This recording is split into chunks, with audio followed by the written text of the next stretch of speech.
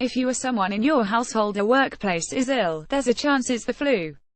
Even though the departments of public health in King and Pierce counties reported that cases of the flu were not above expected, predictions are higher than those reported last year. It is flu season after all, and the Washington State Department of Health reported on Friday that flu activity is on the rise.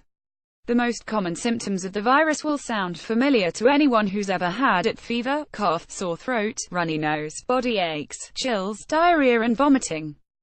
Most of the time, otherwise healthy people who contract the flu can recover at home, the State Department of Health says in a fact sheet on its website. The simple prescription is basically to stay home, rest, wash your hands frequently and avoid contact with others. Most people should recover with 2 weeks, according to the Centers for Disease Control (CDC). Stay away from others as much as possible to keep from infecting them. If you must leave home, for example to get medical care, wear a face mask if you have one, or cover coughs and sneezes with a tissue. Wash your hands often to keep from spreading flu to others, the state's Department of Health fact sheet advises.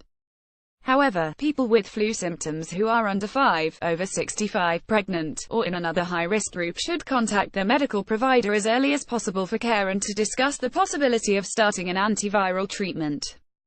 Early contact with a provider is urged because the antivirals work best when started within 2 days of the onset of symptoms, according to the CDC. Additionally, the CDC says, children who display the following symptoms should be taken to the doctor: fast breathing or trouble breathing, bluish skin color, not drinking enough fluids, not waking up and not interacting, being so irritable that the child does not want to be held. Flu-like symptoms improve but then return with fever and worse, cough, fever with a rash. In addition to the signs above, get medical help right away for any infant who has any of these signs: being unable to eat, has trouble breathing, has no tears when crying, significantly fewer wet diapers than normal in adults. Seek help if they have difficulty breathing, a shortness of breath, pain, a pressure in the chest or abdomen, sudden dizziness, confusion, severe or persistent vomiting. Flu-like symptoms that improve but then return with fever and worse, cough. The CDC, State Department of Health and the Public Health Departments of Pierce and King counties strongly recommended that people who have not yet gotten a flu shot this season do so. It's not too late and you should get one, said Hillary Karras, a spokeswoman for Public Health Seattle-King County.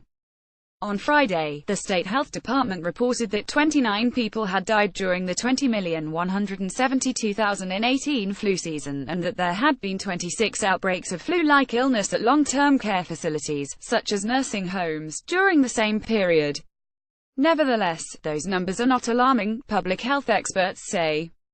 In fact, so far this year many counties' numbers are down from the same period last year when the flu hit some areas particularly hard. From what we are seeing at this early point, things are not looking quite as bad as last year, said Steve Metcalf, a spokesman for the Tacoma-Pierce County Health Department. The caveat is that it's preliminary and things can change dramatically, but we're hoping the trend continues.